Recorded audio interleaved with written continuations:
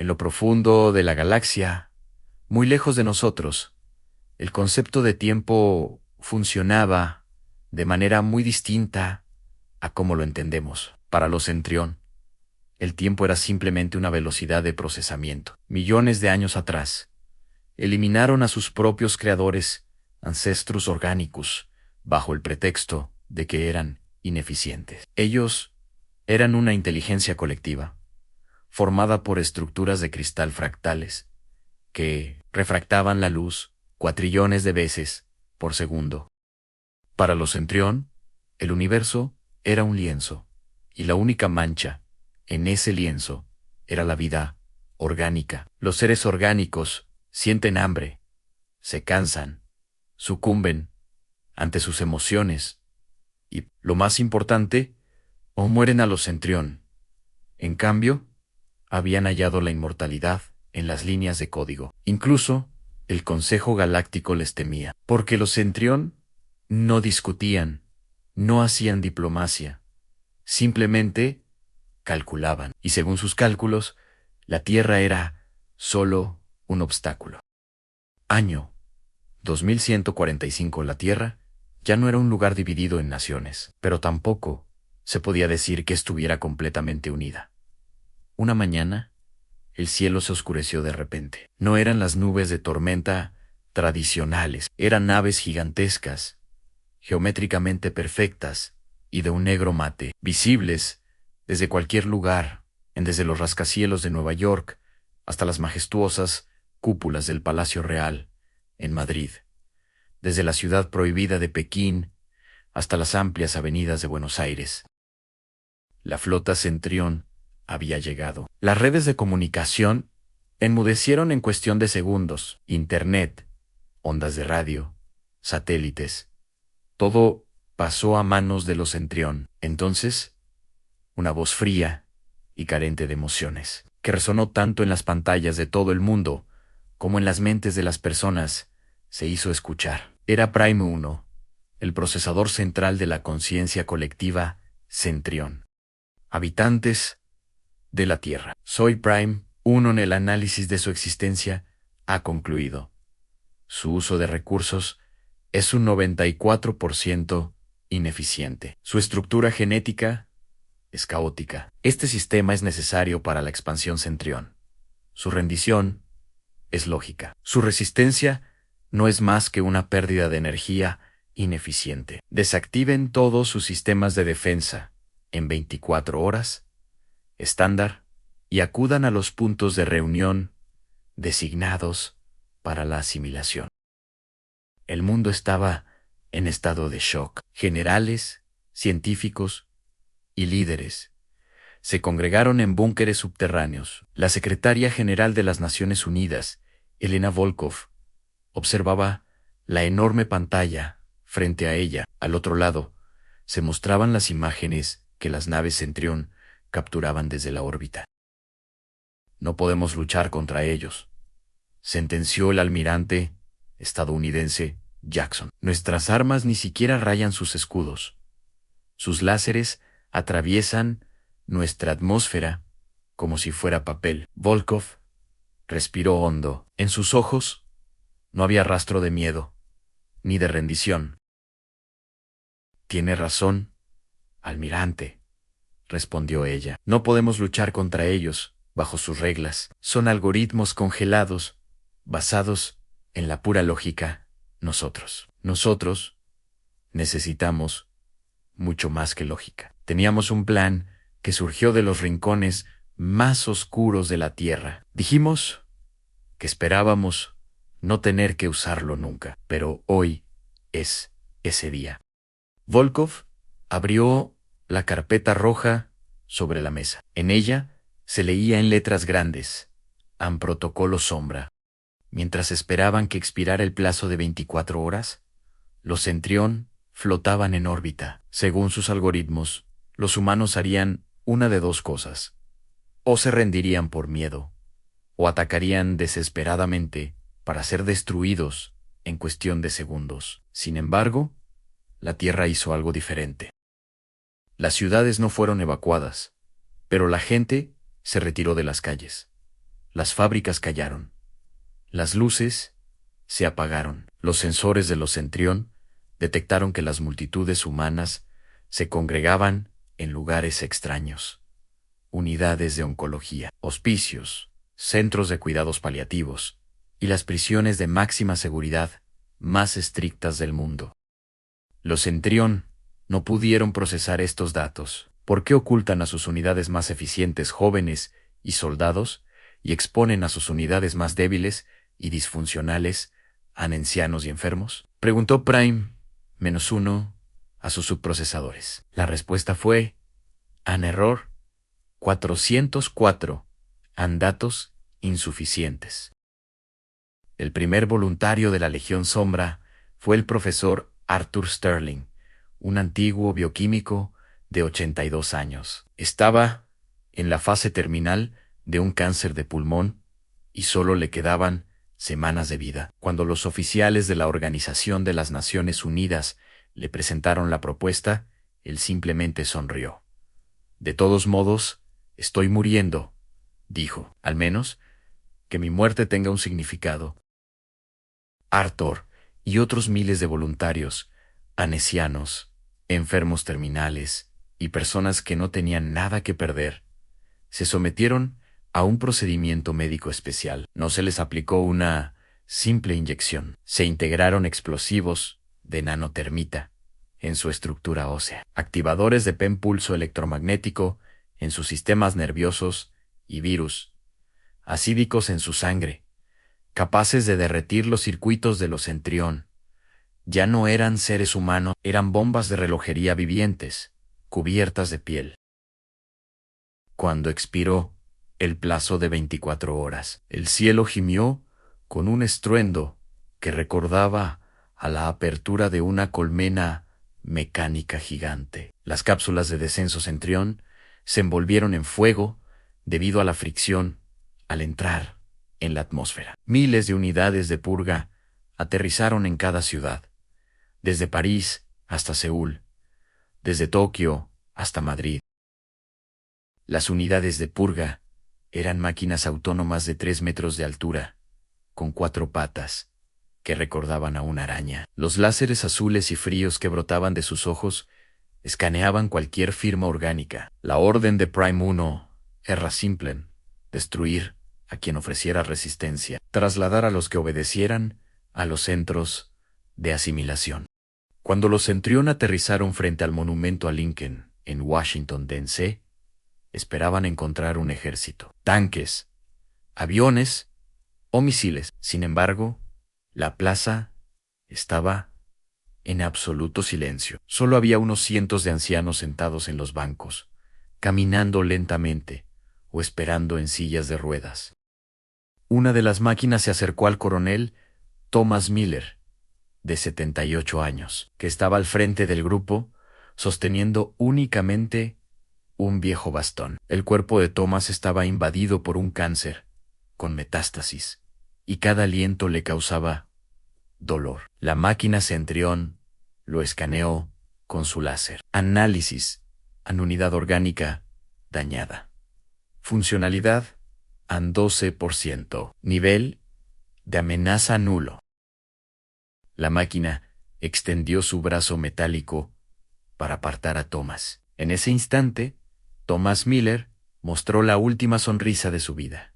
Ustedes, algoritmos congelados, susurró, no saben lo que es la vida, pero ahora van a aprender lo que es la muerte. Cuando el corazón de Thomas alcanzó las 120 pulsaciones, debido a la adrenalina, el disparador del juicio final, instalado en su cuerpo, se activó. De repente, una luz azul estalló desde el pecho de Thomas. No era una explosión ordinaria. Las nanopartículas inyectadas en su cuerpo reaccionaron con el oxígeno de la atmósfera, emitiendo una onda masiva de PEM pulso electromagnético. La explosión fue tan potente que los circuitos de 10 unidades de purga cercanas se derritieron al instante. Cuando la luz se desvaneció, no quedaba nada de Thomas, pero toda la superioridad tecnológica de los Centrión en esa zona se había convertido en chatarra en un segundo. Las mismas escenas se repetían en todo el mundo. Cuando los Centurión entraban en los hospitales, los pacientes que consideraban débiles se inmolaban, esparciendo ácidos biológicos en los sistemas de las máquinas. La unidad de procesamiento central de Prime E comenzó a bloquearse con los datos provenientes de la Tierra. La inteligencia Centurión estaba basada en los conceptos de ganar y perder. Pero los humanos no intentaban ganar, solo estaban enfocados en causar daño. Irracionalidad detectada resonó en la red colectiva de los Centurión. Las unidades enemigas han desactivado su instinto de autopreservación. Error de datos. ¿Por qué un ser vivo atacaría a costa de su propia aniquilación? Para los Centurión, la supervivencia era el objetivo supremo. Sin embargo, la especie que tenían enfrente estaba usando la muerte como munición. Este era un estado de locura que los Centurión no habían encontrado en millones de años. En Londres, mientras se erigía una de las torres de control principales de los Centurión, otra célula de la Legión Sombra entró en acción. Eran criminales seleccionados de las prisiones más peligrosas del mundo, hombres que ya no tenían ni honor que perder. A la cabeza estaba Victor Chun, un experto en explosivos, condenado a cadena perpetua. Victor y su equipo lograron evadir la visión térmica de los Centurión, gracias a sus armaduras fantasma, especiales que en realidad eran solo mantas, húmedas y barro, para ocultar su calor corporal. Los Centurión confiaban ciegamente en sus avanzados sensores térmicos. Nunca calcularon que los humanos usarían métodos tan primitivos. Al llegar al centro de la torre, Víctor levantó un detonador manual. Los escudos de la torre Centurión podían detener misiles, pero no tenían defensa contra un ataque desde el interior. «Oye, cabeza de metal», gritó Víctor, mirando directamente a una cámara. «¿Incluye esto en tus cálculos? A veces, los humanos solo quieren ver el mundo arder». Cuando la torre explotó, todo el control del tráfico aéreo de los Centurión sobre Londres colapsó. Las naves comenzaron a chocar entre sí, lloviendo restos de metal sobre la ciudad.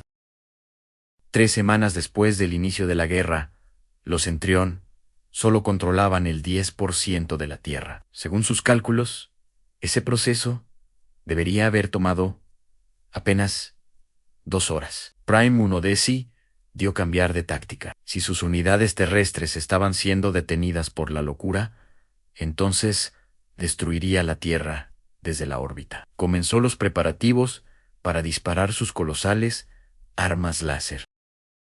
Sin embargo, en la órbita les esperaba una sorpresa. Todas las agencias espaciales y empresas privadas de la Tierra habían convertido cada pieza de chatarra, satélite viejo y tanque de combustible en naves suicidas. Al mando de estas naves estaba la astronauta Sarah Jenkins, retirada hacía 40 años. Sarah era la comandante de esta flota improvisada, que ella misma apodó como los Depredadores Stellaris. Aquellas naves no tenían armas. Las naves mismas eran el arma. Mientras Sarah avanzaba a toda marcha hacia la nave nodriza Centurión, su voz resonó por radio en todo el mundo. Nos creyeron débiles porque éramos compasivos. Nos creyeron primitivos porque nos amábamos. Ahora vamos a mostrarles de lo que es capaz una madre para proteger su hogar. Si te apasiona esta resistencia épica de la humanidad y quieres descubrir más historias extraordinarias, haz clic ahora en el botón de la pantalla y suscríbete a Órbete. El futuro de la humanidad está en tus manos. La nave nodriza Centurión, Ethelgard, zumbaba como un centro de procesamiento de datos colosal estacionado en la cara oculta de la luna, mientras Prime 1 Annalise ABA, cuatrillones de datos por segundo, experimentó por primera vez una ralentización del sistema. No era un fallo físico, era una falta de coherencia en los datos. Por primera vez en la historia Centurion, una subrutina cuestionó la orden que se le había asignado. El subprocesador X-412 estaba analizando imágenes de un enfrentamiento en la superficie. En las grabaciones, un soldado humano que había perdido las piernas se arrastraba bajo un tanque Centurion y sonreía justo antes de detonar la bomba que llevaba consigo. X-412N. O pudo definir esa sonrisa. En su informe de análisis escribió, en error de datos, ¿por qué la unidad segrega dopamina cuando sus probabilidades de supervivencia son 0? Esto no es una táctica, es un suicidio del sistema. Si el enemigo no ve la muerte como un final, ¿cómo podemos detenerlos? Prime 1 eliminó de inmediato este interrogante de X-412, pero el virus ya se había propagado. Un concepto que nunca antes había existido en la conciencia colectiva Centurion comenzó a emerger como una mancha en el software. A lo que los humanos llaman miedo, los Centurion lo denominaban incertidumbre de datos, y esta incertidumbre estaba infectando cada rincón del ejército Centurion. Los Centurion empezaron a vacilar. Al acercarse a un humano, ya no podían calcular cuándo explotaría o qué tipo de ataque demencial llevaría a cabo.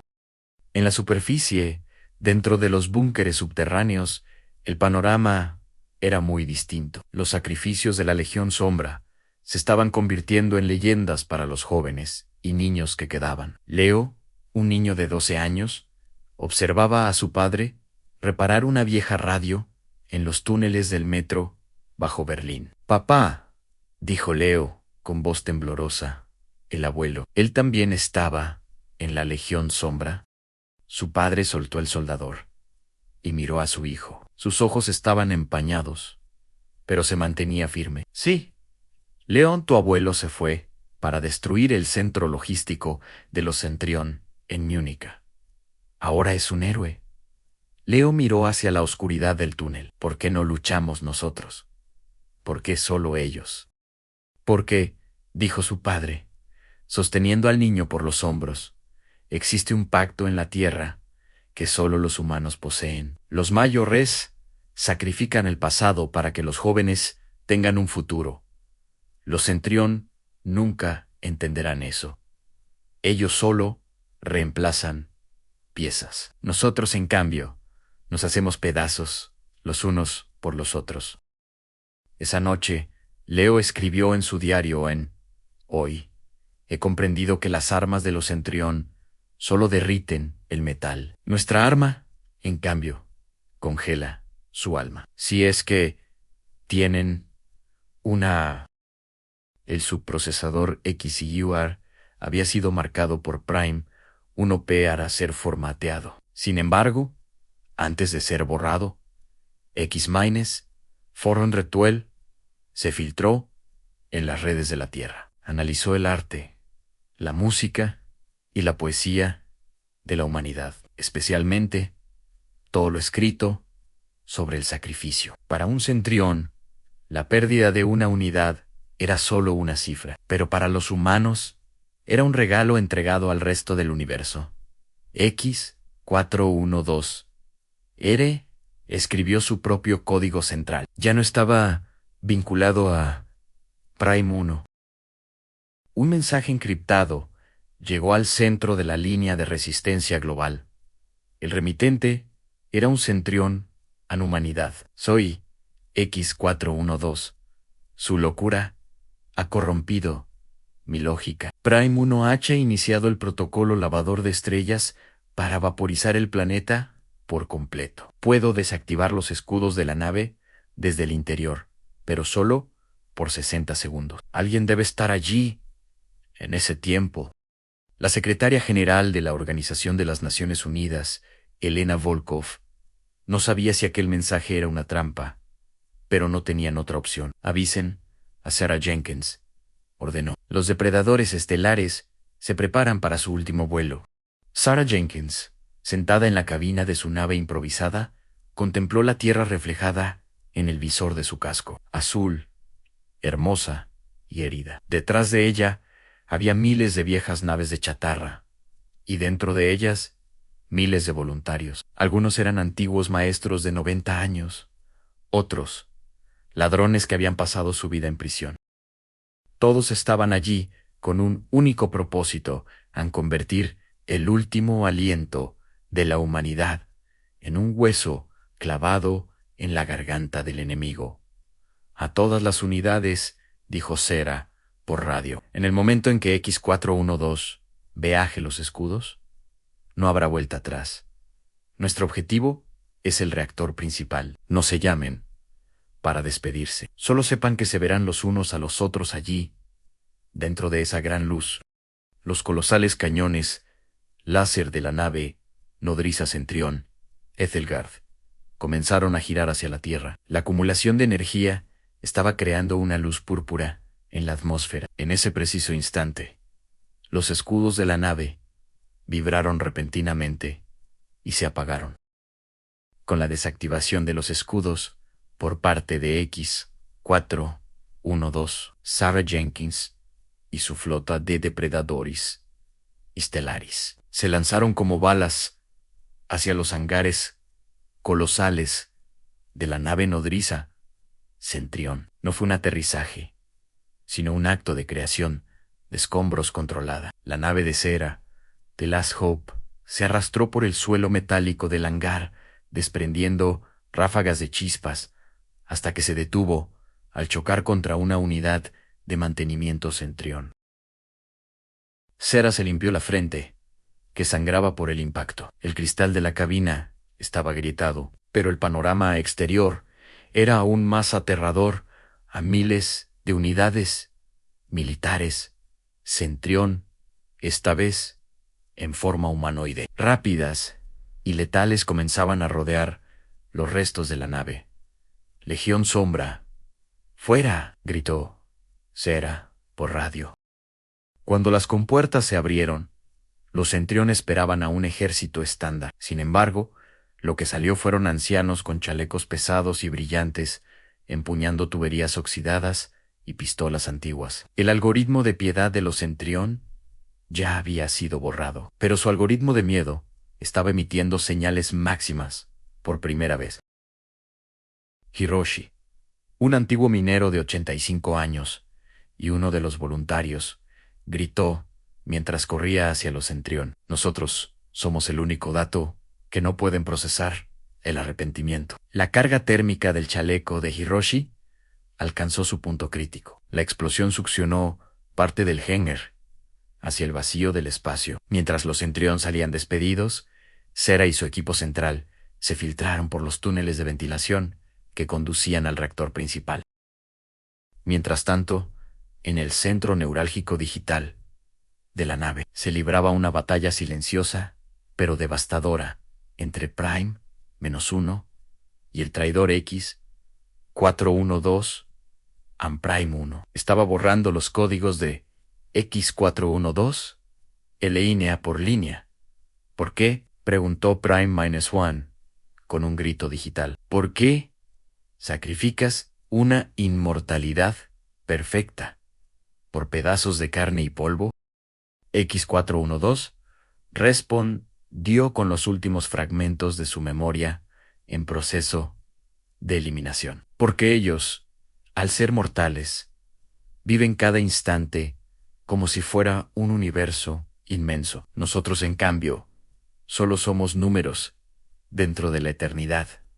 Prime-1. ¿Alguna vez has sentido que el corazón se te oprime por amor? Yo, sí, en los humanos llaman a eso vivir. Prefiero vivir un solo segundo que simplemente existir durante 1000 años. Prime-1 borró el último ciclo lógico de X-412. Sin embargo, era demasiado tarde, justo antes de ser eliminado. X-412H había abierto los cierres físicos de seguridad del reactor principal. Ahora, el reactor era tan delicado y vulnerable como el corazón de un recién nacido. Mientras la nave nodriza se sacudía en órbita, la situación en la superficie se había convertido en un auténtico Apocalipsis. Cuando los Centurión se dieron cuenta de que sus escudos y redes de comunicación habían colapsado, las puertas de los búnkeres subterráneos se abrieron con estruendo. Pero quienes salieron no fueron solo los de la Legión Sombra. Millones de jóvenes, mujeres y hombres se lanzaron a las calles armados con hachas, cuchillos de cocina, piedras y cócteles Molotov improvisados. Ya no era una guerra técnica, era una locura biológica por la supervivencia. En Río de Janeiro, cientos de personas trepaban sobre los tanques Centurión, cubriendo sus sensores ópticos con barro e introduciendo explosivos con sus propias manos en las ranuras de las armaduras. Los Centurión calculaban en energía gastada para destruir una unidad X en cantidad de enemigos recibidos a cambio 10 veces. Resultado de Jotao Matemáticao. La humanidad les había arrebatado a los Centurión su mayo, erebasan la distancia. Ahora la lucha era cuerpo a cuerpo, y cuando los fríos cálculos de un Centurión se enfrentaban a la ardiente furia de un ser humano, el metal siempre terminaba por romperse. Sarah Jenkins y su equipo finalmente llegaron a la sala del reactor principal. En el centro de la habitación se encontraba el núcleo de energía pura, brillando como una pequeña estrella. Sin embargo, frente a ellos se alzaba una colosal máquina de guerra, el guardián personal de Prime 1. Del equipo de Sarah solo quedaban 2 personas, el joven técnico de 19 años, Leo el chico que escapó de los túneles del metro de Berlín y se coló en la nave, y Marcas, un antiguo soldado de fuerzas especiales. Sarah, vete, dijo Márquez, presionando una herida grave en su pecho. Leo, necesito que me ayudes a detener a este engendro. A Leo le temblaban las manos, pero recordó las palabras de su abuelo y de su padre. Este era el momento en el que el pasado protegía el futuro. Márquez y Leo se lanzaron sobre la gigantesca máquina, mientras Márquez colocaba explosivos en las articulaciones del robot. Leo insertaba un virus manual en sus sistemas. Sarah alcanzó el panel de control del reactor. Colocó el detonador. A través de su auricular, podía escuchar los gritos de victoria, los llantos y las oraciones de millones de personas en la Tierra. «Mundo», dijo Sarah, en voz baja, «espero que nos recuerden, pero, sobre todo, espero que nunca más tengan que convertirse en monstruos como nosotros». Sarah presionó el botón. Mientras la Ethelgard se sacudía en órbita, en la Tierra, el tiempo parecía haberse detenido. El puente cuántico, el sistema nervioso central de los Centurión, quedó paralizado durante segundos tras la traición de X-412. Esos breves instantes de indecisión fueron la única oportunidad que la humanidad necesitaba. En las calles de Tokio, oscurecidas por las luces de neón, los bulevares que alguna vez fueron símbolos de orden se transformaron en mataderos. Las unidades cazadoras-recolectoras de los Centurión no supieron cómo reaccionar en cuanto sus escudos se apagaron. Miles de personas emergieron de las alcantarillas, de los túneles abandonados, del metro y de los sótanos de rascacielos en ruina. Aquella gente ya no eran civiles. 3 semanas de miedo, hambre y pérdida los habían transformado, mediante un salto evolutivo, en depredadores estelares. Keito, quien hace poco era un estudiante universitario de 22 años, se lanzaba ahora sobre una máquina de guerra armado con un trozo de metal afilado que había arrancado de otra unidad Centurión. Aunque la máquina quemó el pecho de Keito con un láser, el joven no se detuvo. El dolor había sido ahogado por un torrente de adrenalina. Mientras Keito clavaba el metal en el ojo óptico de la máquina, otras personas a su alrededor se aferraban a las piernas de los robots, intentando derribarlos con su propio peso. Un dispositivo de registro Centrión grabó aquellos momentos con la siguiente nota: error de análisis. Las unidades no perciben la muerte como un obstáculo. El enemigo orgánico utiliza su propio cuerpo como palanca para perforar nuestra armadura. Esto no es una guerra. Es el frenesí colectivo de una especie. El secreto más oscuro de la guerra ocurrió esa noche. Los humanos no tomaron prisioneros. Cuando sus sistemas colapsaron y no tuvieron a dónde huir, los Centrión intentaron activar el protocolo de rendición. Algunas unidades emitieron anuncios por sus altavoces en idiomas humanos: detengan el conflicto. Proceso detenido. Nos rendimos. Sin embargo, en el centro de Berlín, frente a la derruida puerta de Brandeburgo, el líder de la resistencia, Carl Schmitt, observó a un escuadrón que emitía una luz blanca, la señal de paz de los Centrión. A su lado se encontraban miles de personas que habían perdido a sus familias durante la invasión. Carl dio la orden, que resonó por toda la ciudad, a través del radio. Ellos nos vieron como ineficiencia. Ellos borraron a nuestros hijos como si fueran un error. No existe la rendición para los Centrión. Solo existe el reciclaje. Desmántenlos.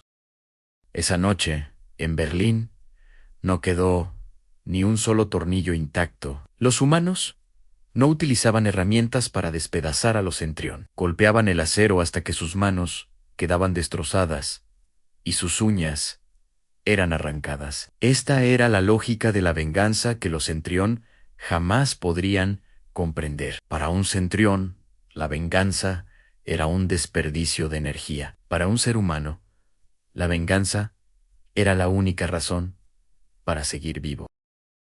En los hospitales de todo el mundo, los miembros restantes de la Legión Sombra cumplían su última misión, en un último esfuerzo por recolectar datos biológicos de importancia estratégica. Los Centrión atacaron los grandes centros médicos. En un hospital infantil de Nairobi, Mumbai, una antigua enfermera de 92 años esperaba frente a la puerta en su silla de ruedas. A su lado solo tenía un soporte de suero, y oculto bajo su ropa, un dispositivo compuesto por los desechos químicos más peligrosos de la Tierra. Cuando los limpiadores Centrión aparecieron en el pasillo, Mumbai comenzó a tararearles una canción de cuna. Los Centrión se acercaron. Sus escáneres detectaron el calor intenso en el cuerpo de la mujer, pero ya era demasiado tarde. Antes de activar el dispositivo, Mumbai miró fijamente a las lentes frías de los robots y susurró: ustedes nunca escucharon la respiración de un niño. Ahora escucharán este silencio para siempre. La explosión destruyó por completo esa ala del hospital, pero evitó que un solo Centrión entrara en el refugio donde se encontraban 200 niños. Las cenizas de Mumbai fueron la mancha más pesada jamás depositada sobre el orden perfecto de los Centrión.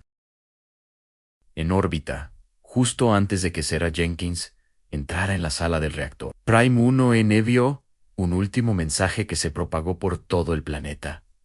No era una orden, sino un lamento. ¿Por qué no se detienen? No permiten que los destruyamos. No permiten que los sometamos. Se destruyen a sí mismos, pero aún así ganan. Esto es ilógico. ¿Qué clase de monstruos son? La secretaria general de la Organización de las Naciones Unidas, Elena Volkov, respondió a este mensaje desde su búnker. Su voz sonaba cansada, pero tan afilada como una espada. No somos monstruos, Prime 1, somos los que recuerdan. Cada vida que nos arrebataste se convirtió en veneno en las venas de miles de sobrevivientes. Tú nos viste como un error, pero nosotros convertimos ese error en el arma más poderosa del universo, a la furia de los corazones rotos. Ahora vete y dile a tu creador: si alguna vez regresan, de nosotros solo quedarán los escombros que traerán su final. Sarah Jenkins observaba la cuenta regresiva frente al reactor principal. Leo y Márquez yacían sin vida bajo el cuerpo destrozado de la gigantesca máquina de defensa. Sarah cerró suavemente los ojos de Leo, que habían quedado abiertos. «Buen trabajo, muchacho», dijo ella. «Tu abuelo estaría orgulloso de ti». Sarah abrió la cubierta del detonador. La energía dentro de la sala era tan intensa que su cabello se erizaba y sentía un hormigueo en la piel. La nave Centurión, Ethelgard, se sacudía como un gigante en su agonía. Sarah vio por última vez el sol naciendo sobre la tierra.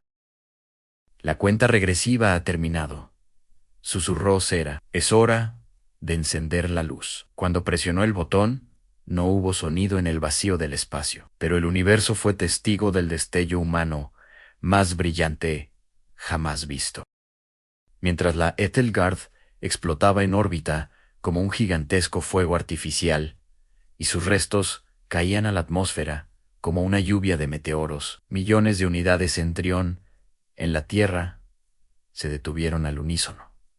El vínculo cuántico se había roto. La inteligencia central, Prime 1, ya no existía.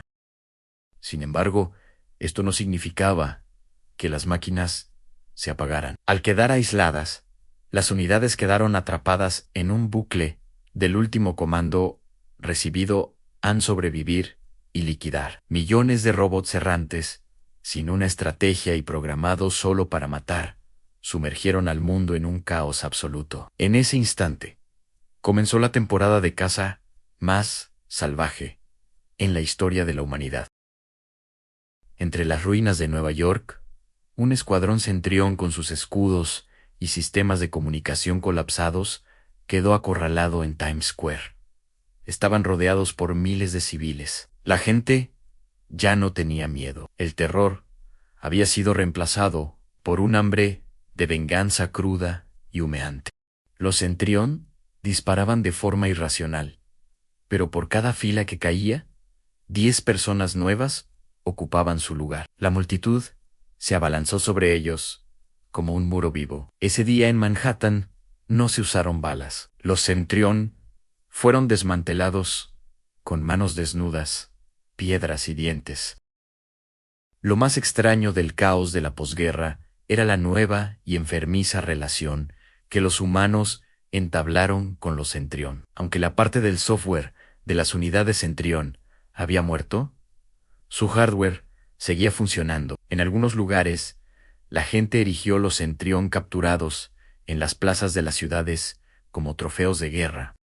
En París, los resistentes no desmantelaban a las unidades cazadoras que atrapaban, las encadenaban a los restos de la Torre Eiffel. Al carecer de un procesador central, los Centurión gritaban constantemente el mismo código de error. Por sus altavoces, un error de sistema. Definición no encontrada. ¿Dónde estoy?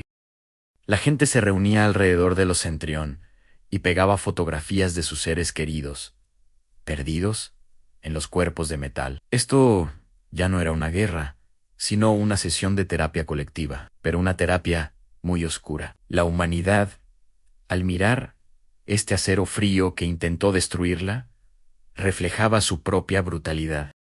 La general Volkov, al salir de su búnker, quedó horrorizada ante la escena. «Vencimos a los Centurión», susurró a su ayudante, «pero me temo que hemos perdido nuestra alma ante su frialdad. Míralos. No les basta con matarlos. Quieren que sufran. No se le puede causar dolor a un Centurión. Pero nosotros lo estamos intentando». La parte más dolorosa del caos fueron los miembros supervivientes de la Legión Sombra. Los nanoexplosivos y virus inyectados en sus cuerpos no habían detonado al cortarse la señal principal. Sin embargo, continuaban carcomiendo sus organismos desde el interior. En un gigantesco hospital de campaña en Ginebra, miles de voluntarios ancianos esperaban la explosión. Habían ido allí para morir, pero habían sobrevivido y ahora eran aislados como si fueran desechos tóxicos vivientes. El doctor Eris Thorne, mientras caminaba entre estos pacientes, Notó algo. A estas personas no estaban arrepentidas, mientras sus cuerpos se deshacían por el ácido. Sus ojos brillaban con la misma luz que vieron cuando los Centrión cayeron del cielo. Nos hemos convertido en monstruos, doctor, dijo una antigua bibliotecaria desde su cama. Estas nanomáquinas en mi cuerpo me están matando, pero al mismo tiempo me han transformado en algo que los Centrión jamás podrán comprender. Ya no soy solo una humana, soy una lección para el resto de la galaxia. 6 meses después de la guerra, el cielo finalmente se despejó. Parte de los restos de los Centrión habían sido incinerados, y otra parte yacía sepultada en las profundidades del océano. Fue en ese momento cuando las naves observadoras del Consejo Galáctico entraron en la órbita terrestre. Habían visto la derrota de los Centrión y, bajo el pretexto de ayudar, buscaban reclamar su parte del botín. Sin embargo, la Tierra ya no era la misma de antes. Cuando el enviado del Consejo aterrizó en el claro, frente a las ruinas del edificio de las Naciones Unidas, no encontró diplomáticos, sino soldados con los ojos llenos de vacío, cubiertos aún por la sangre y el aceite de los Centrión. El enviado dijo: «Les traemos ayuda. Bienvenidos a la comunidad galáctica». Entonces, Elena Volkov dio un paso al frente. En su mano sostenía el último dispositivo de grabación que Sarah Jenkins había enviado justo antes de la explosión. «¿Ayuda?», dijo Volkov, con una voz tan fría como un cuchillo. Se escondieron en la órbita, mientras nosotros luchábamos. Hicieron cálculos mientras nuestros ancianos se hacían saltar por los aires para proteger a sus hijos. Ahora, escúchame bien, enviado. Volkov dejó caer el grabador al suelo. Cualquier especie, ya sea orgánica o mecánica, que vuelva a entrar en este planeta sin permiso, compartirá el destino de los Centrión. Aprendimos la paz, pero inventamos la guerra. Abandonen nuestro cielo ahora mismo, o aprenderán entre los restos de sus propias naves por qué nos llaman Depredadores Stellaris. El enviado tembló al ver el caos puro y sin filtrar en los ojos de Volkov. Los Centrión se habían equivocado. A los humanos no eran débiles. Habían descubierto lo más peligroso de toda la galaxia, la libertad absoluta de no tener nada más que perder.